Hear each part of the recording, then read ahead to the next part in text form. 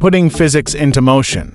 Recognizing the physics in your world. What physics is all about, you can observe plenty going on around you all the time in the middle of your complex world. Leaves are waving, the sun is shining, the stars are twinkling, light bulbs are glowing, cars are moving, computer printers are printing, people are walking and riding bikes, streams are flowing, and so on.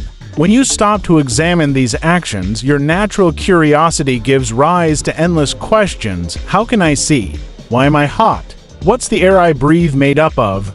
Why do I slip when I try to climb that snowbank? What are those stars all about? Or are they planets?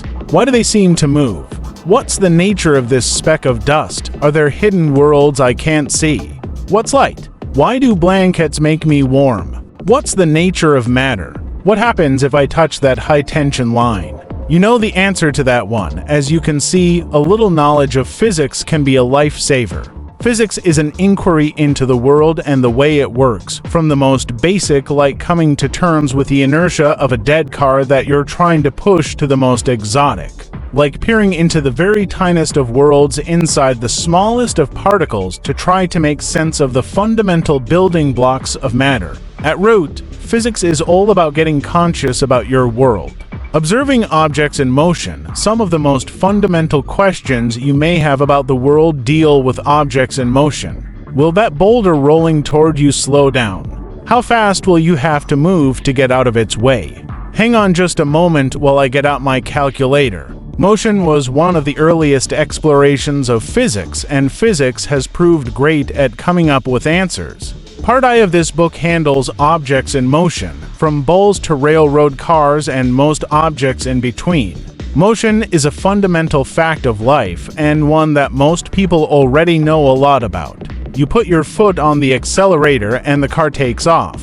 But there's more to the story. Describing motion and how it works is the first step in really understanding physics, which is all about observations and measurements and making mental and mathematical models based on those observations and measurements. This process is unfamiliar to most people. When you take a look around, you see that the motion of objects changes all the time. You see a motorcycle coming to a halt at the stop sign. You see a leaf falling and then stopping when it hits the ground, only to be picked up again by the wind. You see a pool ball hitting other balls in just the wrong way so that they all move without going where they should.